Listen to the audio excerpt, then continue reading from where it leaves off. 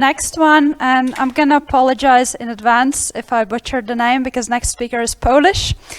We have Marek Maruszczak with rapid development of mobile geolocation games with augmented reality. You just it's a bit complicated. Right, round of applause.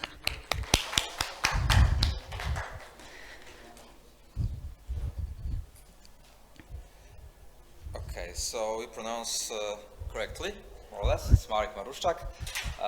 As you said, I'm from Poland, and I have pretty long, as for this technology, experience with augmented reality and geolocation, well, mixing this together. Why I'm talking about it, I started like... Microphone, Oops, okay, yeah. Okay. Right. Okay, I started to work with augmented reality and geolocation games in 2016, a little bit before, like few months before the premiere of Pokemon Go. And it all started with Startup Weekend. But before I come to that, I will tell you, I will give a short cut of my presentation, because why I'm talking about that? Because we tried two approaches. Making a location game with augmented reality, it's usually costs about like from tens thousands to hundred thousands of euros. It is possible to do that quicker and cheaper, and we did both ways, so the expensive way and the cheap way, and some kind of middle version of that, and I will talk about that and technology that we used. So how it all started? It started during Startup Weekend in 2016. Like few months before, in spring 2016, we have this idea, well, I have this idea to make a geolocation, augmented reality geolocation mobile game about Slavic mythology. Because we figured out that legends and monsters from legends are perfect fit to be presented in their natural environment. Well, legendary natural environment. So, for example, Leszy, which is forest creature, should be met in parks, in forests, etc. And other monsters also should be placed accordingly to their biome, to their element, like fire, like water, etc., etc. And I pitched that. I managed to gather a small group of, I think, 8 people, and we managed to won the Startup Weekend. And from that on, we started working on this game. It was before Pokemon Go, of course. It was a long time until we made a prototype. Actually, it's still in beta version, because for most of us, this project was the first one of commercial game dev. So we've made almost every possible mistakes. The first thing was underestimated the scope of the project and the technology, etc. But now you can play it. It's on Google Play. Shortly it will be on iOS, and we have some base of players. Not big, but they play pretty long hours in this game. And now I will tell you a little bit more on the game, and especially about the usage of spatial data and geolocation in this game. So the first thing that we are focused on in this game is, of course, Slavic mythology. We have about 100 monsters from different mythologies, mostly from Slavic mythology, but also some from Japanese mythology, like yokai monsters, and from Greek mythology, Nordic mythology, etc. And all of those monsters are placed according to their biome, their element, using spatial data. And not only placed, of course, based on some kind of factor, like this monster have 55% appearing near lakes, bigger than something. But it's not only uses of spatial data. We also use spatial data to implement gameplay. For example, some of the monsters are stronger near their natural biome. So if you are physically with the phone and you are fighting with someone, with other player or with some wild monster, and you have in your team, for example, water nymph, this water nymph will have additional numbers to the attack, so it will be stronger. And those kinds of factors are all over the monster base. Another thing that we wanted to use the spatial data for is like semi-procedural generation of quests, of missions, and well, basically content in the game. So we've made this editor that we put inside the quest.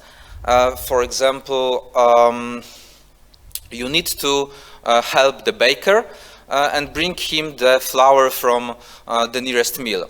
And what we did, we actually put the baker with algorithm everywhere in the world where you can find some bakery.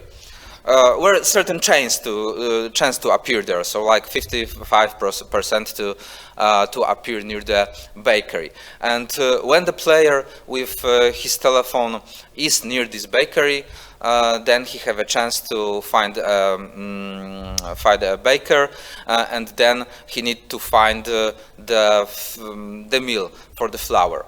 And this kind of quests are everywhere around the world, and it was easier for us because of that to make the game in whole Europe, in whole USA, and in some parts of Asia, like Japan or Shanghai, because we didn't need to put the quests manually, which would be impossible with that big scope of the playing area. And of course, it was important for us to those quests to be more immersive. Fourth thing is usage of multiplayer.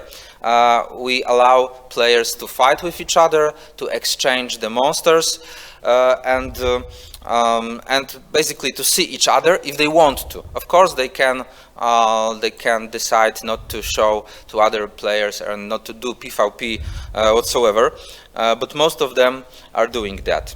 And of course, augmented reality. And augmented reality is basically like in Pokemon Go, so you can, well, maybe a little bit more, because you not only can see your wild monsters, but you also can make a fight with other monsters and with other players, and you also can see your fortress, which is another thing you can build on the game map.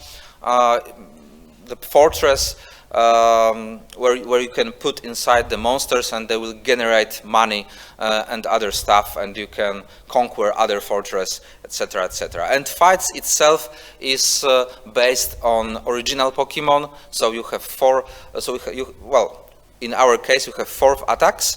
You can change it between fights, and it's a turn-based fight, and you have a certain amount of time, if I remember correctly, 10 seconds to make each move.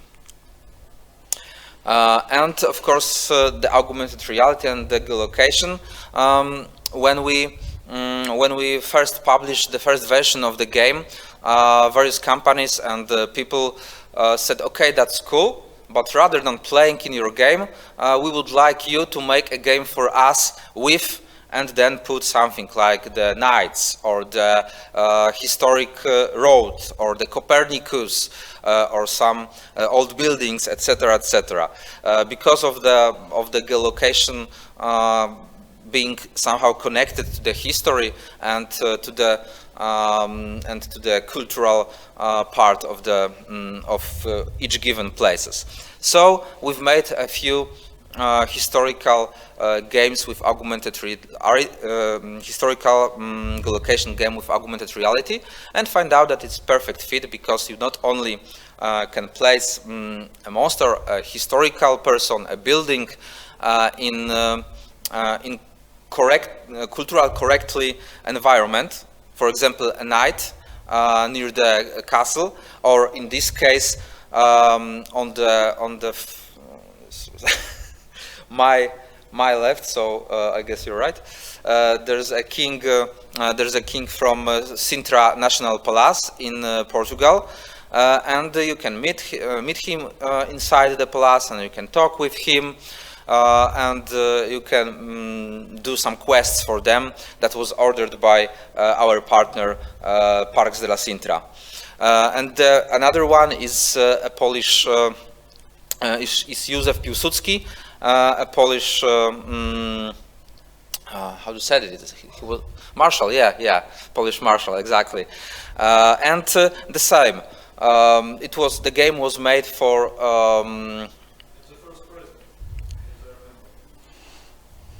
I'm not sure, maybe. Okay. So those games not only place these persons on the premise of this land, but also show them in augmented reality. You can talk with them. You can ask them about about historical facts, etc. It's a perfect fit, basically. So we've made a few games about that. For example, legendary Hand Ghost of Plovdiv. And this one was made for Bulgarian city Plovdiv in 2019 because the Plovdiv and the Matera was cultural stolica. It's City. Yeah, city, but the main city of the country. Capital. Capital, yeah, exactly. Cultural capitals of Europe in 2019.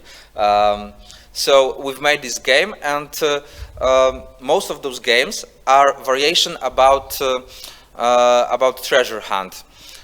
So in this case, we've made, I think, 12 ghosts, 12 animated models of historical figures based on the city history.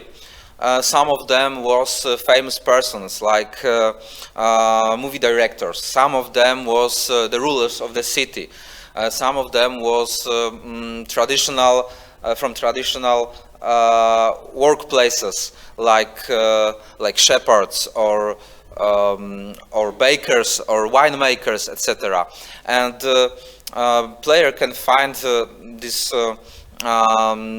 persons all around the city and ask them about the city and make some quests for them, or sometimes just give answers to the quests about, for example, about the name. This is the thing with legendary Hand Ghost of Matera. You can collect the ghost by answering him the question about his name. And the ghost was placed inside the church, well, more or less inside the church, and he was a patron of this church. So you need to, for example, show this this model, this 3D model, to some locals, and asks if they know who he is. So we tried to make as big immersion and make it pretty elaborated, and it failed. Well, maybe not failed, because some of the players were really excited and made every quest to their final goal, etc. But the thing with those games was that it was a city game, and the players was well, maybe not catched, but we have a stand in the city.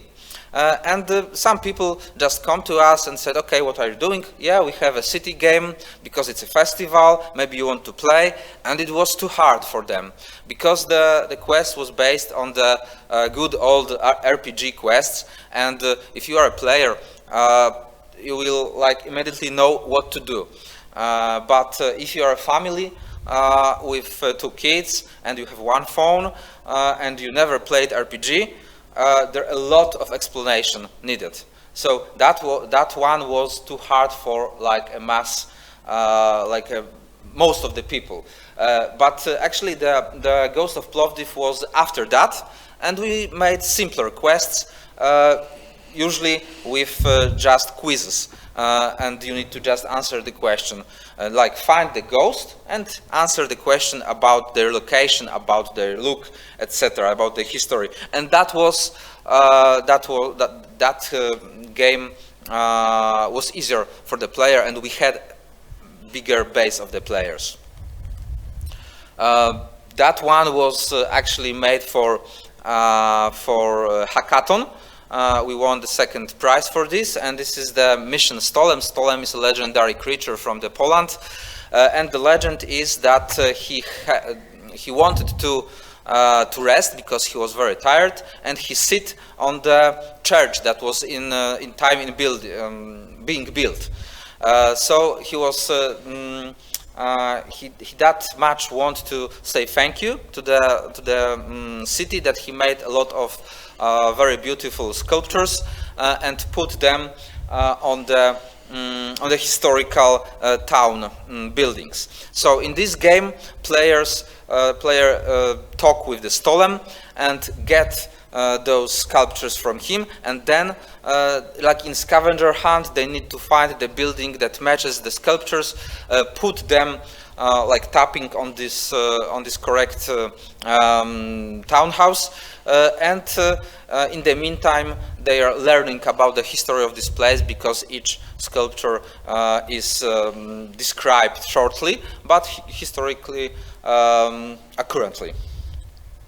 And I think the last one that I will talk now is the bigger one and the technically most advanced, the mission Copernicus. It was made with local, the partner was local government in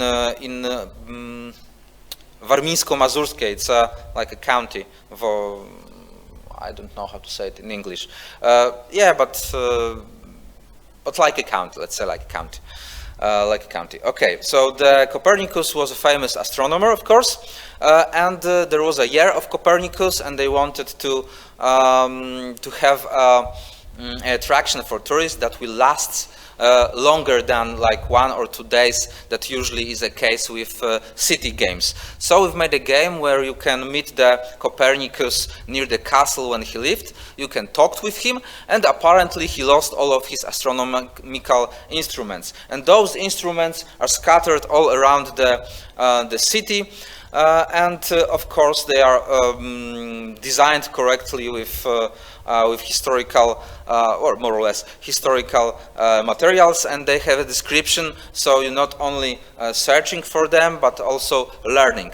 But what else we've made? Olsztyn has the city that the game is based has this like city token. It's Copernicoin. And you can earn this token by starting with city games and some other activities, and then you can exchange this token for backpacks, for water bottles, etc. In information center. And we've connected these two things, and you can play the game and earn the tokens and exchange it for those souvenirs. And we started those games using Unity 3D. So now I will talk a little bit about the plugins and other technology that we used working on that game. So first was Best HTT Pro, and it's a plugin providing responsible for multiplayer in our games. It's paid plugin, but it's not very, I think, $70, something like that, so it's not really pricey, but of course you have some learning curve. You need to learn about that. Every of our servers are cloud-based. We are using, we used Google Cloud Platform, Amazon Web Service, for one time I think also Azure from Microsoft. Now we stick to Amazon. It's not the cheapest. It's not the cheapest way to do that, but it's the most convenient way in our case, because of the all of the backups and the elasticity of this cloud servers. For I think how many players? For a few thousand players in a day, and I think few hundred in a month. It's like $2,000 monthly fee, something like that. So it's not it's not really that expensive, but you need to make some adjustments. For example, we have our own, and that I will tell here. We have our own maps, our own server for maps, and our own tiles. Well, when we started, we wanted to use the Google Maps. That was like the easiest way in our minds. Of course, Google Maps, because Google Maps is the most popular. But it's the most popular, but also the most expensive. And if you are not making, well, even Pokemon Go, the Pokemon Go started as a Google startup. I don't know if you heard about it. Well, not Pokemon Go, but Niantic Labs, which is responsible for first Ingress, then Pokemon Go. And the Pokemon Go also started on Google Maps, but then they went to the OpenStreetMaps, and that's what we are also doing. It's not only cheaper, because we're not paying anything for OpenStreetMaps itself, for access to their API. But it's also more convenient, because we can basically do whatever we want with those maps, with this API. We have our own server for this map. We are using only the API, and we used Open Map Tiles and Tile Server GL to generate our own maps. So it works like that. We need to, for example, we need to have a game that will work in Poland. Okay, so first we need to generate our own vector, our own map in vectors. And this will, for the country like Poland, this should took about 2 days. And you need to generate on your computer or on some virtual machines. We started to generate it on our own computers, but it took a few days, and sometimes in the middle of that, the disk space was out, and there was no way to precisely set how much of disk space each map will took. So we started to doing that on virtual machines on the Amazon, Google Cloud Platform, etc. Whichever was giving us free machines in that moment. Now, of course, we are paying for that, but that's also something that could be convenient for you. If you are starting with those kind of games, or with a startup that is using cloud servers, there's a lot of possibilities to get even that much as $20,000 or more from Amazon, from Google Cloud Platform, etc., and from Azure for free. They usually have information on their website, but sometimes it's good to be on the startup events, because they have their people there, and you can talk with them, and usually they have some special offer for you with well, free cloud space, or free virtual machines, or just free tokens to use for whatever you want to do online. So we generate our own maps. We are using API of OpenStreetMaps, and by API of OpenStreetMaps, I mean we can figure out in real time where are even single trees in some part of the world. Well, in Germany, for example, there are really big well, society. Well, let's say society of OpenStreetMaps, and they are putting on the map even a single trees sometimes. But in our case, we just used general information about green areas, and we put trees there. and for example in Slavic Monsters you can use your forest creatures to cut those trees and then use the wood to build your buildings. But also you can get information about the type of the building, like a castle, a library, a school, a type of the height of the land, the size and the shape of the buildings. That's something that we want to go in the future. So generating procedurally buildings based on the shape of real buildings, but looking like, for example, sci-fi or fantasy city. And that's something that was tried with Google Maps and some kind of plugin for Unity, but it wasn't tried with OpenStreetMaps and not in real-time multiplayer games. So I think that that's where we will be next. Also, we use Docker, Apps.NET, Node.js, MSQL, and other database technology. It's just for reference, because if you have like really technical question, you should email me and I will talk about that with my developer team. I'm myself a little technical, but I'm a game designer more type.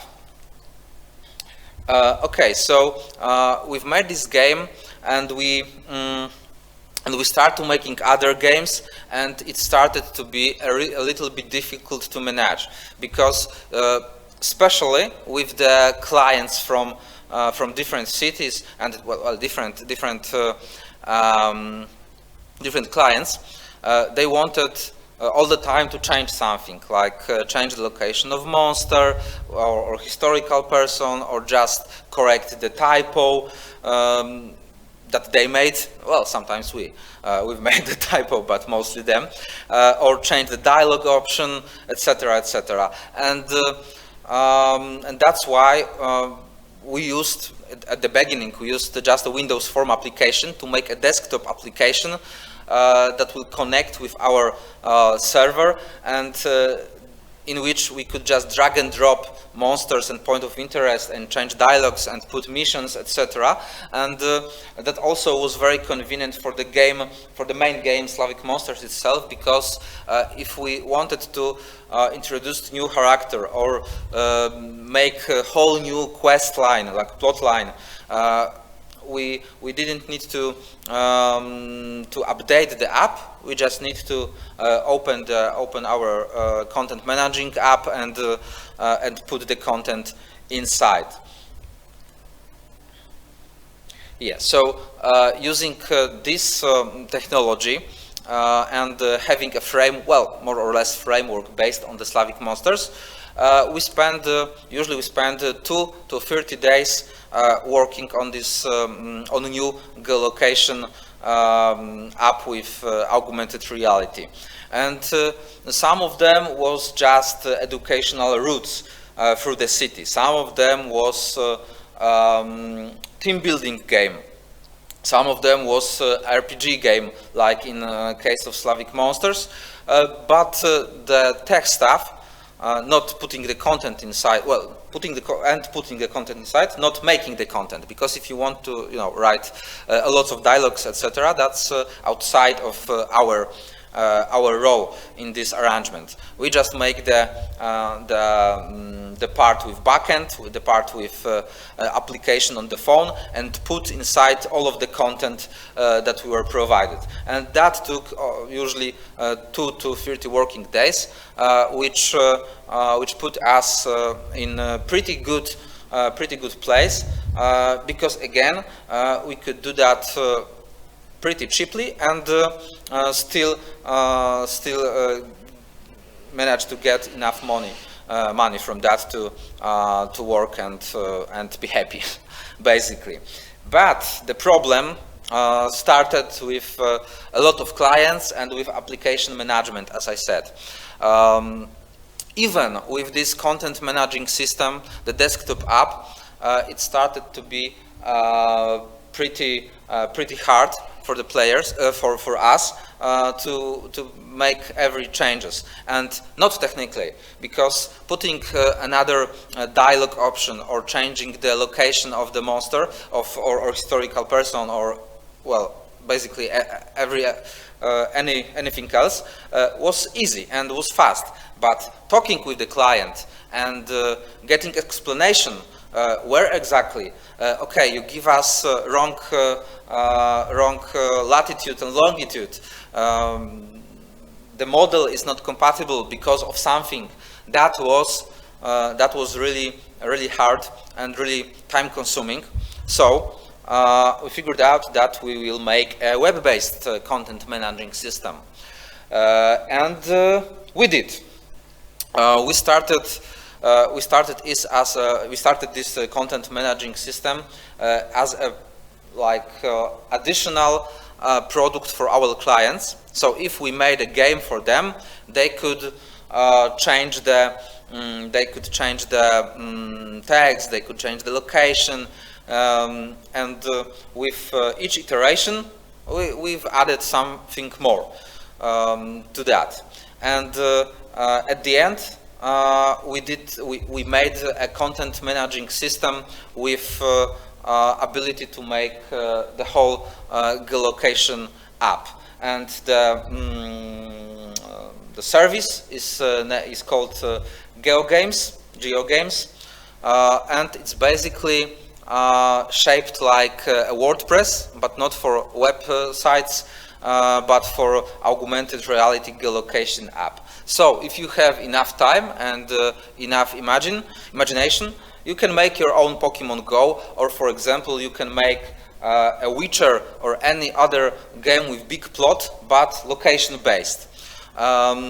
Games, of course, are using GPS, just like in a car navigation, and it leads the games leads to selected place. Player can perform tasks. I will tell later what kind of tasks. And the important thing is that you don't need any programming skills. But if you want to get access to the API and make your game somehow different from what we have in our minds, sure, that's also the possibility. So the tool that we are using is web-based. So you are making an account and start to making your own game. It has a map, it has a system for making missions, NPCs, enemies, different kinds of missions, and it's all drag and drop. So if you make some mission or some creature, you just drag and drop it on the map, and in, well, almost real time, like in a few seconds, it will be visible in the game. The games you are opening in dedicated application, and you are choosing from the list. But also you can, well, you will be able to generate yourself your own APK if you want to. So the game of the service is in very early access. If some of you want to have access, you can just email me and I will provide you with an account. For now, and I think for nearest few months, it's for free. Ultimately, we want to have it as a service, software as a service in SaaS. But we also think about making it partially free for indie developers and or fully free for indie developers and NGOs. It depends actually on the costs and on other clients. So we have this management panel, and as you can see, it's pretty similar to the WordPress. On the left. I don't know. Okay, the dark part. The dark part is the panel with different options like creation of NPCs, enemies, etc. And on the main light part, you have, for example, different missions, different kind of mission. I think I will find it here. Yeah, as I said, we have different missions. So no, it's not the mission. That's about the different options like creation item, media library, etc. So let's say you want to sorry. Yeah, let's say you want to create a mission. What kind of mission you can make? The GPS version of the GPS mission, of course, is the most popular one. It's where you want the player to go to the certain place. For example, you have in mind like here, this specific place. You just need to use the map to drag and drop a pinpoint in there, and then make a goal of the mission to go to the pinpoint. Or you can provide longitude and longitude and put it in the panel. You can lead the player to specific place, and it's important if you want to motivate the player to do something in real life. So it's good for city games, it's good for educational games and for team building games. But also, and this game, this mission, this kind of mission will don't need the administrator, so you don't need to be online and look, okay, this player done something, check. But if you want to have a city game or a game that is based on, for example, on making photos or something, you can do that also, because you have a type of mission that player needs to make a photo, send it to the administration panel, and then you can manually find out if it's, for example, the photo of correct historical building or the person somewhere. The other kind of missions are quizzes, and you can make quizzes with videos, with photos, with text, of course, with multiple questions and multiple correct answers. What else we have here? Because we have also ability to send not images, but videos and text messages to between the players and between the player and the administrator of the system. So you can ask the question or send it as a pop-up inside the app to the players, and they will answer or not, and you can give them points if their answers will be correct. You can create NPC or enemy using sprites, well, 2D graphics, and drag and uploading it just like a photo on Facebook. Well, we have the ability to upload also 3D model in I think GLF format. Yeah, I think that's the format, and it will be public in a month, so you can just buy or get free model from Unity 3D Unity store, asset store, and upload it here, and just drag and drop it on the map, and it will be visible like a Pokemon in Pokemon Go or other geolocation augmented reality game, and it also will be visible in augmented reality. That's the thing with sprites also. If you just have a sprites, you can upload a 2D graphic, and it will also be visible in augmented reality and in the map. But just like in board games, you know, you have sometimes the monsters or other creatures like a flat piece of cardboard, and in our case it will always face the player, so it's like fake 3D almost. What else you can do? You can, of course, give the name to the monsters. You can attach some dialogue options, some missions, but also you can change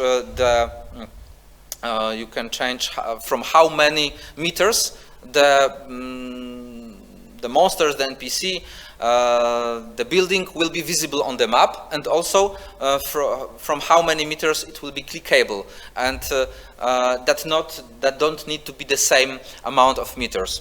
And this way you can you can, well, no, maybe not forced, but lure someone to the certain place by showing them the treasure or something else before they can click on that. So they, okay, it is on the map, the treasure chest, I need to go there because I'm not, I cannot claim it from here.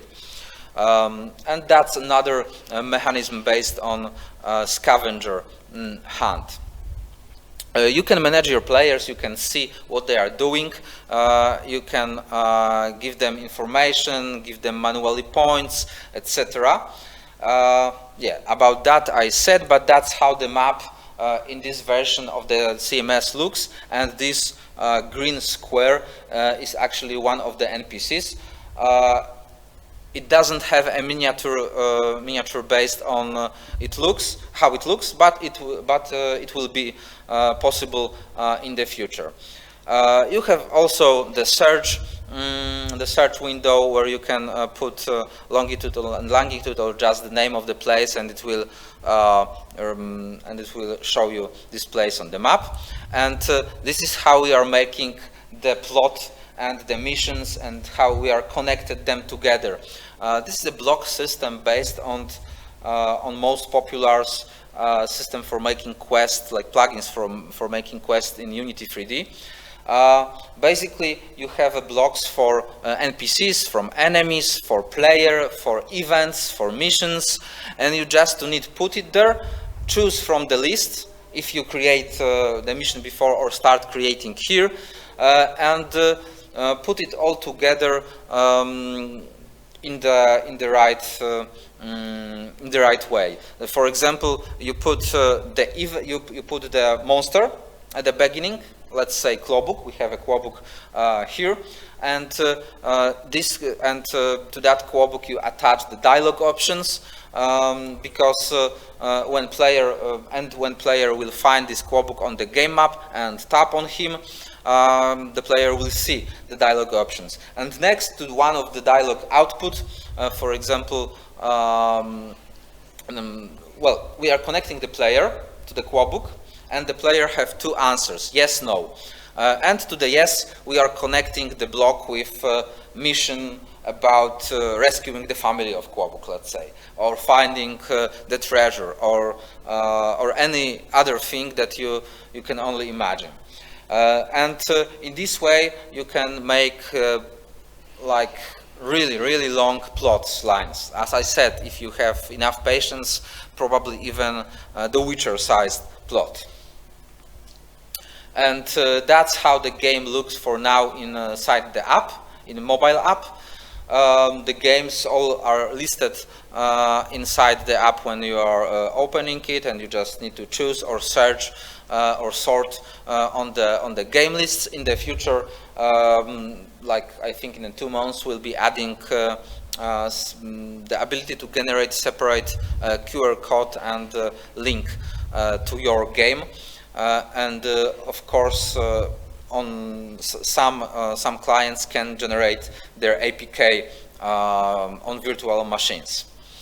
Yeah, I think that is. If you have any question, I'm open to it, and if you want to just ask me about that, please feel free to email me on this address. Thank you. Right, so thank you so much. And are there any questions? Yeah, just a second. Thank you very much. I think this is maybe one of the best performances that during this festival, I think. Yes. Thank you. I really think so. So, as I understood, you don't make computer games. Yes, you give your clients ability, a platform, yeah, to make games. As I understood. Yeah. Well, me myself, I have 2 companies. One is for PC games, and we are making a game, and second is made a tool for making games for our clients, and it will be provided as a software as a service for a fee ranging. Well, now we are thinking ranging from $10 to 500. It depends mostly on the technical assistance from our part and on the number of players. We want to make it for free if you just want to have 1 or 2 players, so you can build your game and test it and don't need to pay it before you do that. But for now, this is free because it's well, under construction, let's say. How many are there workers in your company? That one that make computer games. How many are there people in your company? Okay, in the one that make PC games, I have 8 people. Yeah, and this one is actually smaller. It has 4 people. It looked impressive. I like that. Really. Thank you. Really. Thank you very much. Thank you very much. Right, thank you. So that will be it. And thank you so much for coming over, telling about your game. Thank you. And I believe you also have a booth in the expo where we actually can see. Yeah, actually I had, because I was there only yesterday. But I will be on the after party, and I will be here all around. So in the expo there are still the flyers for about the game, so you can take it, and about the about the tool and about the game also from my second company. So I will be here and on the after party, and I'm open to any question and contact. So Okay, yeah. thank you. Thank you so much.